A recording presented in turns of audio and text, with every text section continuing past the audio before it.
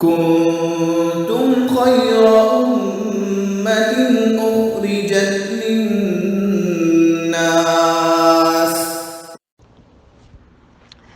بسم اللہ الرحمن الرحیم نحمدہ و نصلی علی رسولہ الکریم۔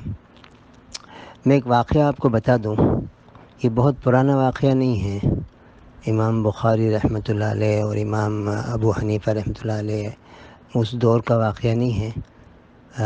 شیخ مولانا انعام الحسن صاحب حضرت جی رحمۃ اللہ علیہ ان کا وصال 1995 میں ہوا، تو قریب کا ہی قصہ ہے۔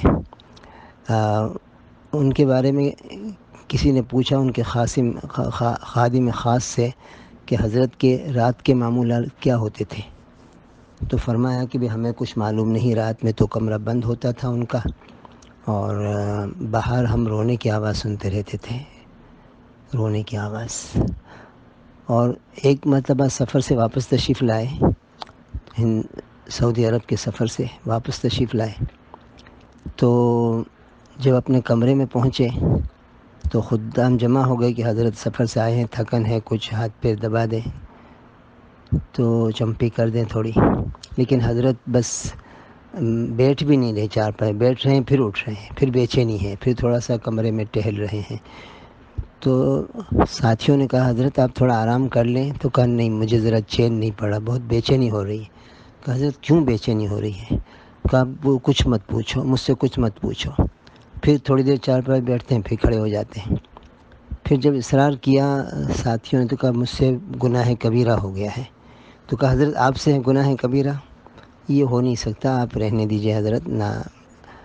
تو کہا بہت اصرار کیا ساتھیوں نے کہ ایسی کیا بات ہو گئی؟ کہا میں ایئرپورٹ پہ جب پہنچا نا تو مجھے امیگریشن والوں نے پوچھا کہ مولوی صاحب کوئی کرنسی تو نہیں لائے اپنے ساتھ؟ تو میں نے کہا نہیں میں تو نہیں لایا کرنسی۔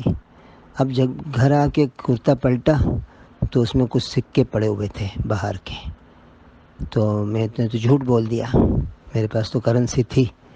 تو ساتھیوں نے کہا کہ حضرت ایسا تھوڑی ہوتا، ان کا مقصد یہ ہوتا ہے کہ کچھ کافی سارے ڈالر وولر کے لے کر تو نہیں ہے، منی لانڈرنگ کہتے ہیں اس کو۔ تو نہیں اب مجھے تعویل کر کے نہ بتاؤ۔ ان کا سوال واضح تھا، میرا جواب واضح تھا، انہوں نے کوئی تعداد نہیں بتائی تھی، صرف پوچھا تھا کرنسی لائے ہو؟ میں نے کہا نہیں لایا، تو میں نے صریح جھوٹ بول دیا، یہ تو گناہ کبیرہ ہو گیا مجھ سے۔ یہ ہمارے اکابرین کے تقوی کا حال ہے۔ اللہ ہمیں تقوی نصیب فرما دے۔